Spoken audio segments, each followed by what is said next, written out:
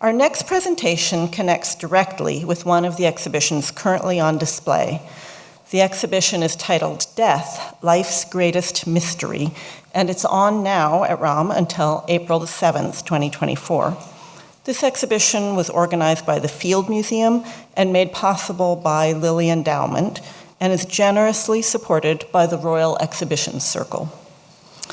The presentation, Jade Suit for the Soul, Preparing for the Afterlife in Han Dynasty, China, will delve into an ongoing research project by Senior Curator and Co-Chief Curator for Art and Culture, Chen, and graduate student Rose Liu of the University of Toronto.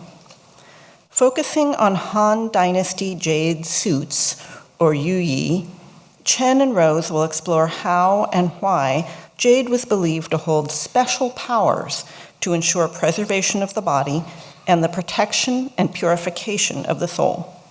Welcome, Rose and Chen.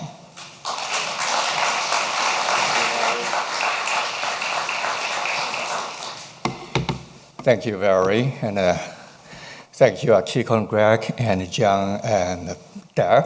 You have set the bar very high, and Rose and I very scared and to catch up with you. But before that, it is the Lunar New Year's weekend. Rosie and I wish everyone a happy Year of the Dragon. I appreciate you for spending your weekend, the Sunday afternoon with us at the ROM, and I hope you will have a great and unforgettable afternoon. Please do spend some time in the galleries after my talk here.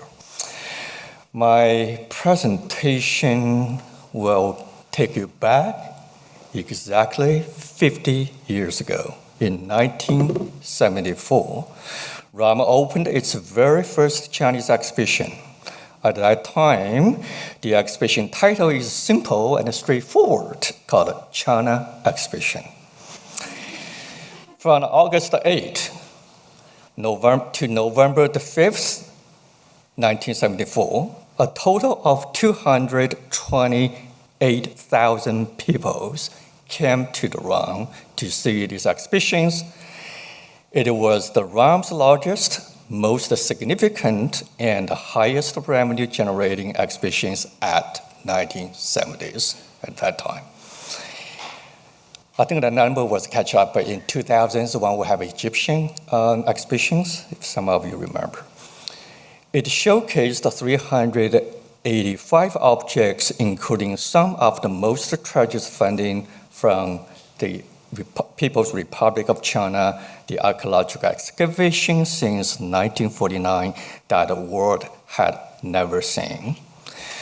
25 years after, when I joined the ROM, every one of my colleagues who participated in the event was still very fond of this big celebration at the ROM, and in the middle, on your lower left hand, in the middle, these lovely ladies in the middle was a late curator of Chinese art at ROM, Barbara Stevens, who had a fortune to have mentorship from her when I joined ROM, and I'm very fortunate to take Lexi's and the position that she retired. The star of the exhibition is this newly excavated jade suits. This is the first full-sized jade and complete jade suits excavated scientifically in 1968. Since then, more than 100 were yield jade suits through the archaeological discovery in China. Before I go on, I just want to add one more comment. This is the first venue from the People's Republic of China exhibitions in North America. And after the ROM's venue, it went on to the National Gallery in Washington, D.C. and Kansas City at the Nelson Atkins Museum of Art and up at the Asian Art Museum in San Francisco. It has joined about 3 million more than audience in North America. The jade suits were commissioned and used afterlife by a very selective groups of royalty and high elites, exclusively by the princes and the royal members of the Han Dynasty, who built very elaborate tomb filled with all kind of goods for afterlife. life. Here you are looking at the prince's tombs under the excavation in 1990s. The jade suits, one jade suits like that, were found in the main chamber. The jade suits came and went quickly, and it prevailed a little bit more than a 300 years period before the Common Era, around 2,000 years ago. Over the last decades, new research based on accumulated data on the jade suits come to the surface. Rosie Liu is my second PhD student who has completed her master program under my supervision and is supported by the prestigious National Shield Grant for her jade suits research 2 years ago. Now I am going to invite her to give you the report of her research, and after that I will coming back to conclude why this research is relevant to our life today. Rose? Well, hello, thank you. I'm Rose, and you must be wondering what exactly are jade suits. For me, a jade suit is a fashion made for death. It's a very special kind of burial shroud that prevailed during the Han Dynasty. It's about 3rd century BC to 3rd century CE, roughly parallel to the Caesarean Augustan Rome. It represents the most luxurious and prestigious burial for royalty and the highest elites. You can see the form. It's like a full body armor. It covers the whole body from head to toe, including the entire face, the hands and feet, and even the genitalia. You can search for it.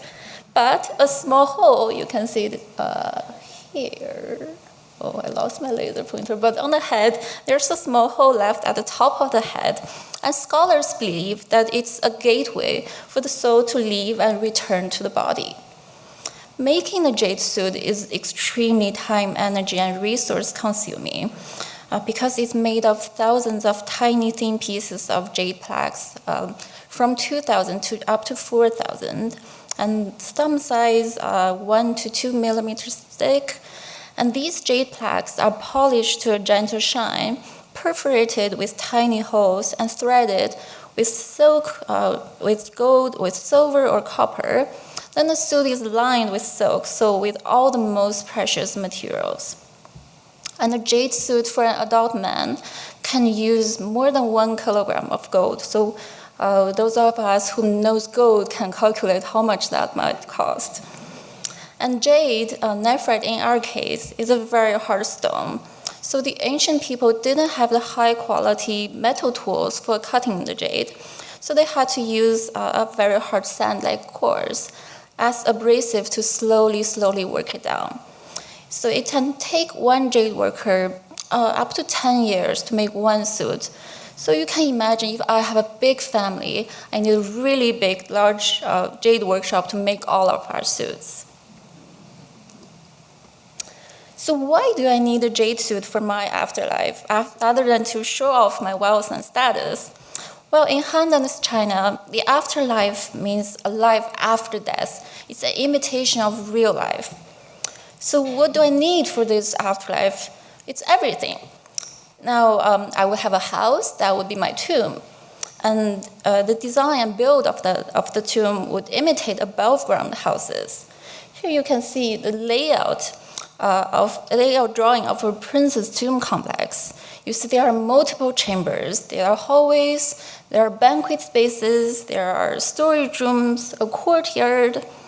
Some even have model kitchens, bathrooms, and privies. So you can squat and lean back and be very comfortable. There are also all kinds of goods and services. There will be food, wine, medicine, furniture, utensils, tools, vanity, plus guards and servants as figurines. So nobody will be killed, and it's very humane. But there's a problem to this. Naturally, a buried body would decompose.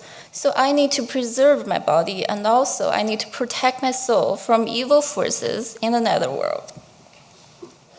And the solution for the Han people would be jade, the magical material. In ancient China, jade was seen as the finest of stones and the most valued material. So Confucius, we all know who he is. He had praised jade as possessing the 5 qualities of the ideal gentleman Junzi. So humaneness, righteousness, wisdom, bravery, and purity. I don't know how you get that from a stone, but apparently that was their belief.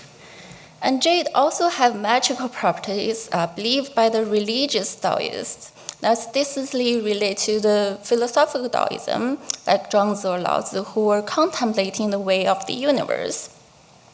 And they believed that jade had the power of physical and spiritual purification and preservation. Some believers even consumed powdered jade, trying to become immortal.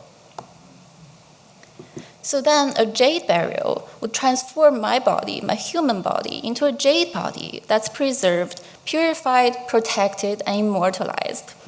And there are some legends that speak of finding ancient bodies clad in jade suits that are perfectly preserved for hundreds of years. Although sadly, modern excavations prove this to be fiction only. All the bodies have decayed.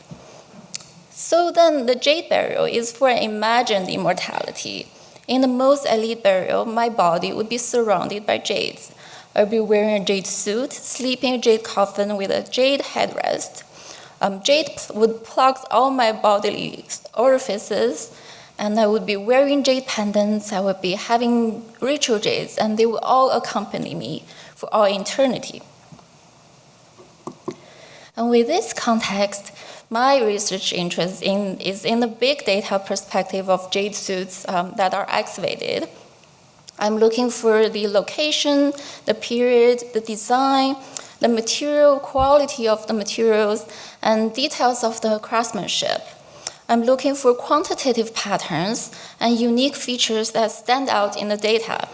And these patterns and details speak about the historical period, the regions, and particularly the patrons and makers of these suits. Now let's look at some data. So far, we have about 116 jade suits that are found or excavated. Some are scientifically found, some looted from tombs. And for 85 of them, I have archaeological information. So I extract these information and I plot them to make this map. This map shows the locations and numbers of suits found according to the 3 periodization. So the earlier 2 centuries, the transitional in between, and the latter 2 centuries. You see the distance between the known ancient major jade sources on the west and then on the east versus to the locations of where the jade suits are found in China proper and the vicinity. So massive resources needed to be mobilized for these jade suits for the elites to have their elaborate jade burials and wear these jade suits.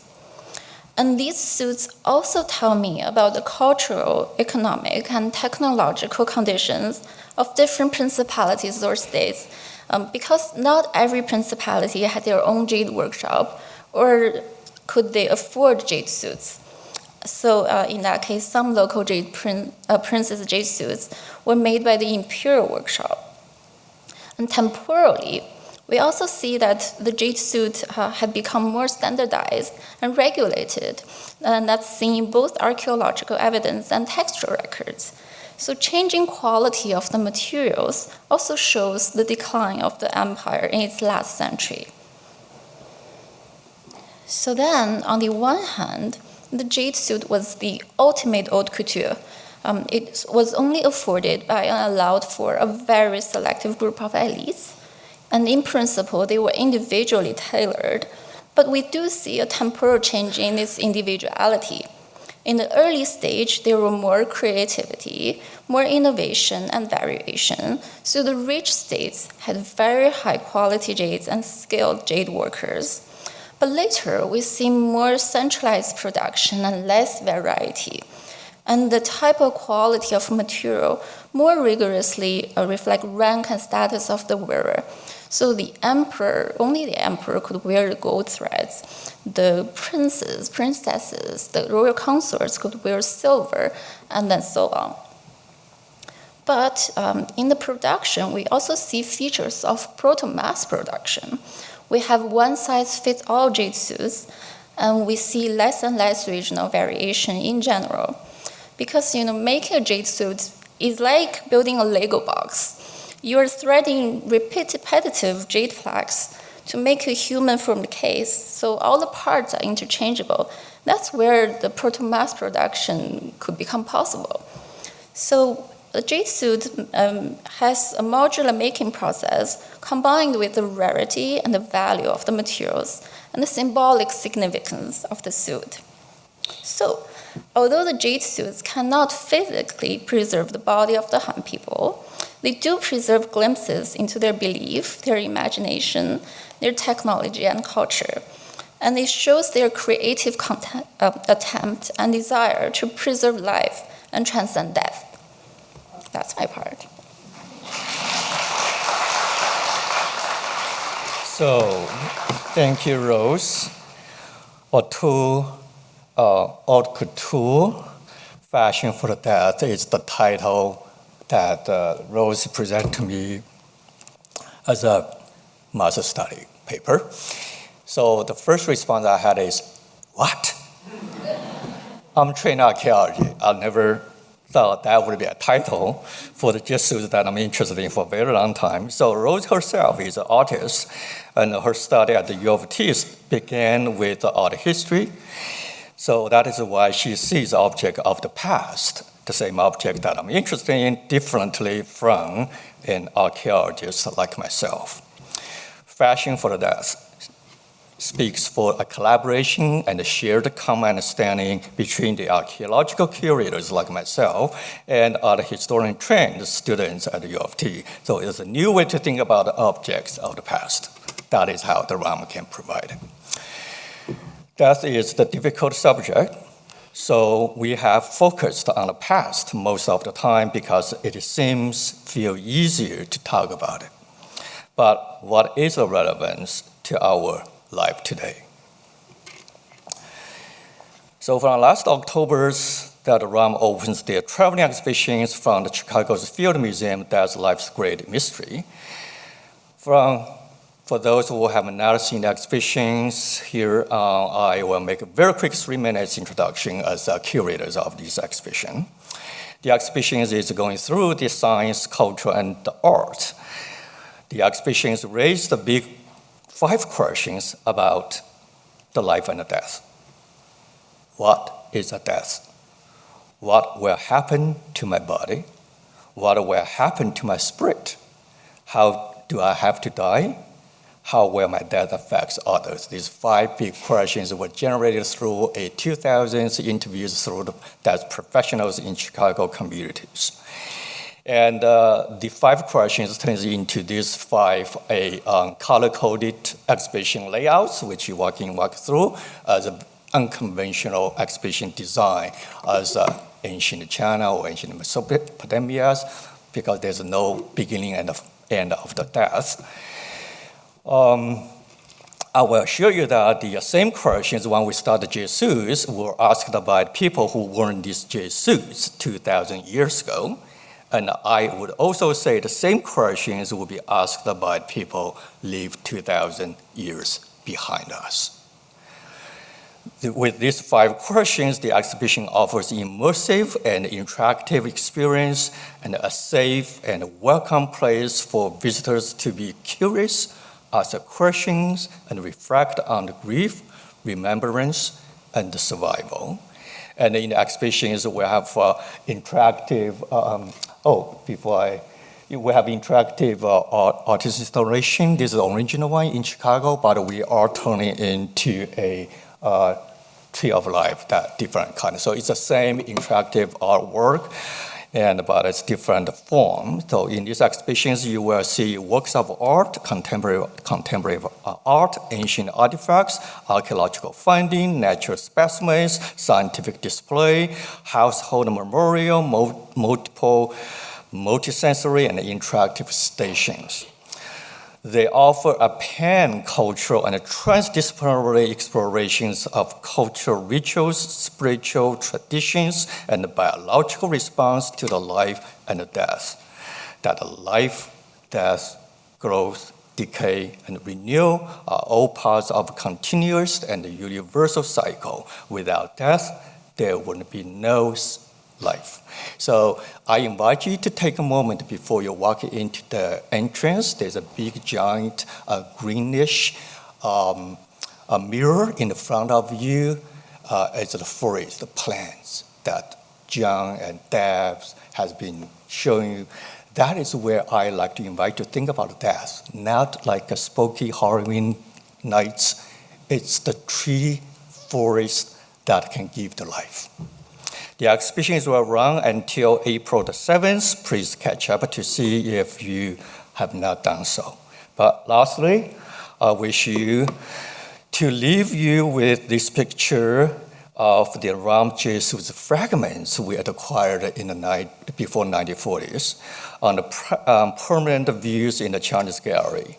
Next time when you walk past it during your visit, you'll recall the stories that Rose has told you today, the Han people's understanding of the life and death and their imaginations and efforts for the immortalities in the afterlife.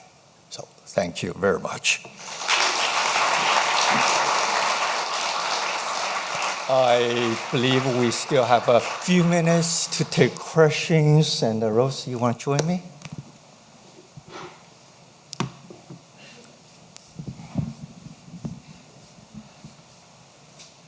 Here you go. We have a question here. Hi, thank you for the presentation. I noticed that as part of the jade suit, the jade burial kind of tradition, there's also the usage of those plugs that we mentioned in the presentation. In Chinese, we call them 九窍玉塞. For those ones, also there is some form of symbolism in the animal use, such as the one using of the cicada for the one held in the mouth, and pigs for the ones held in the hand. Could you please talk a bit more in detail about the usage and the purpose of such plugs, and what are the meanings of the symbolisms of the different insects or animals that are used in the jade? Thank you. Yeah, of course. Thank you for your question. Thank you for noticing that I put the cicadas in the slides. First, by using jade to plug your orifices, is to prevent your qi, your life force, to escape your body. So that's part of the jade ritual to preserve your body. Also, there's this cultural symbolism of using these cicada because, so for those of us who knows the insects, it burrows underground for some years. There's one species that stays underground for 17 years, that then comes out for their metamorphosis. And for the ancient people who didn't know this cycle, they thought that this was a way of rebirth. So through that, the cicada became associated with immortality. And that's the symbolism for using the cicada with with burial rituals. So with the hope that the human body would be like the cicada that can be transformed and reborn. Just to add to that, another function of using the cassidas, jade cassida, is also to covering any possible entrance of the qi, the air going through out of the body. So you will notice in the Chinese galleries, our display, there is plugs of ear plugs, nose plugs that try to block the airways, and eye covers. And there is a pair of a pig carving that on both sides, which is you are supposed to in their hands, so that in symbolizing the wealthy that they want to carry in the afterlife as well. So yes, and so it only allows the one way for the soul that connects to the universe is through your the hair that Rosie just mentioned about that one.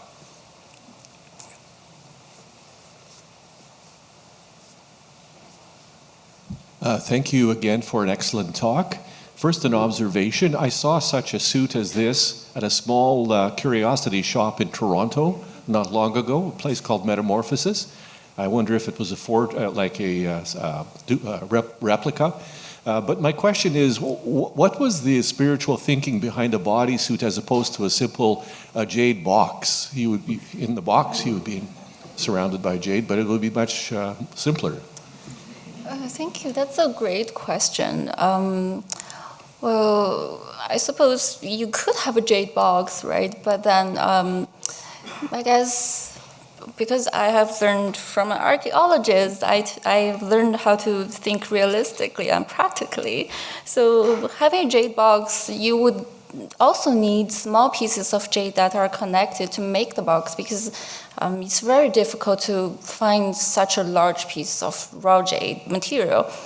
And then why not make it into a human body that can also symbolically transform your body? I guess. Thank you, Rosie. I know you're pretty on the spot, and we can talk about it in our next session. Yes, there was a box of jade. There is a jade coffin. And normally, when archaeologists discovered the chambers, they were falling apart because the box we call the jade coffin, which is a box for the jade suits. It is so it's jade suits inside of jade box.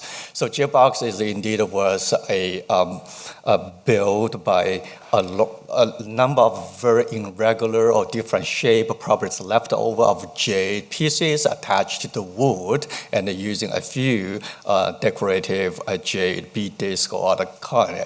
So once after 1,000 years, all the wood is decayed and all the jade pieces falling apart. So we have now successfully reconstructed, Chinese archaeologists, they are recovered one or two, a few very, imagined what is original look like jade coffin, but most of them have not been noticed yet, reconstructed yet. So yes, indeed, there was a box and it's still under the study right now.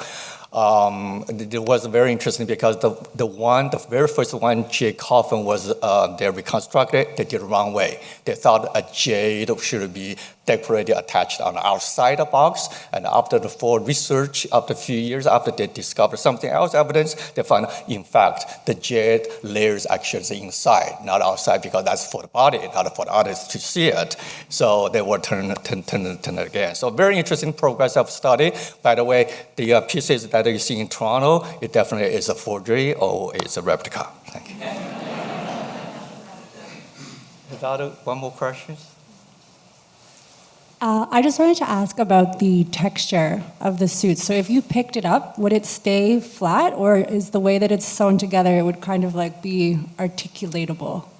Let's go back to the slide where it shows the design. Yes, so it would somewhat stay in form like a human body form, because if you see here, it's got a 3D form that would imitate your whole body. Did that answer the question? Thank you. Thank you very much for your presentation. I have a very small question for you.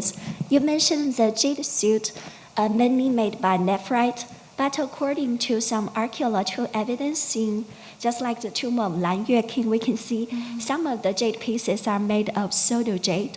Actually, nephrite is more hardness, is very hard, as you mentioned. It's about 6.5 to 7, but some pseudo jade are also very hard.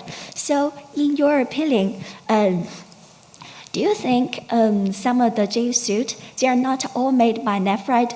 They have some pseudo jade. Does it mean they show their respect to the emperor? Because we can read from the ritual of Zhou, it said the emperor and the local kings used jade with different raw materials. Or you just think because of the raw materials, that places do not have so much nephrite raw materials for them to make the jade suit? Thank you. Yeah, thank you. Yeah, I think that's a great question, because in ancient China, because of course they didn't have this the same geological knowledge as we have today, so they didn't have a scientific way of distinguishing different kinds of jade minerals. And what we call nephrite today, were somewhat distinguished by their high quality as jades, but the pseudo jades that we see that are not nephrites were also considered jades, just not as high quality. So they were all jades for the ancient Chinese people. So that's why we have different kinds of jade stones that make the whole jade suits. Because nephrite is a very valued and rare jade material. Not all jade suits can afford to have every piece to be made with pure nephrite. So we will have some lower quality stones as well. Yes, most of the jade sources, raw materials for the jade suits come from far northwest regions of China, like in the Xinjiang today, in the near to Central Asia, where they have that source of nephrite that is perfect for that. However, I had a very interesting conversation many years ago with my ROM geologist, because they point at my label, say, Chen, that is not jade. I said, well, yes, you are right, but I'm also right too, because this is distinguished between the cultural jade in the ancient China and the geological jade in the contemporary society. So, again, Rosie just explained it, in the ancient time, there's no scientific identification about what jade, but they do know where this kind of jade come from. That's nephrite from the northeast of China. But when the raw material is very scarce, and someone want to catch up the status, they want to use the same similar quantity, and most important, similar process and the usage. So when the people go into a very trouble to process the hot stone and use exclusively in that status, they consider that hot stone is jade. Thank you. I couldn't fit this in our presentation, but there was a state in ancient China that actually made glass jade suits. So glass was artificial jade for them. All right, I think, is there any other questions then? Oh, yeah, there's another one. So maybe take the last question and we can take a break. Okay, sorry. I have a question. How long ahead of time would people make the suits? The moment I'm young and I stop growing, I'm like, that's the time. And then would they show off like, oh, it would be super private? And also you can't really chunk up so did people have to follow a certain way? Thank you. Yes, thank you. So I think archaeologists have estimated that if one jade worker was to make one suit, it would take up to 10 years. And then because you would first kind of have a rough design of the suit, you would have divided into different parts: the head, the torso, your limbs, your hands and feet. And then you would try to decide what are the size of the jade plaques, and then you would make these thousands of pieces and try then connect them and thread them. So it's a very long process. But luckily, as I mentioned, it's a modular production system. So if you have broken pieces, and you can always have them replaced. And then only the royalty and the aristocrats, the higher aristocrats, had them. So I think they had their own jade workshops. So these elites had jade workers that exclusively served them. So they are stored in their workshop, and then when a prince dies, you would make a suit and put it on him. Thank you. Thank you very much. We can continue during our break, Valerie. Thank you.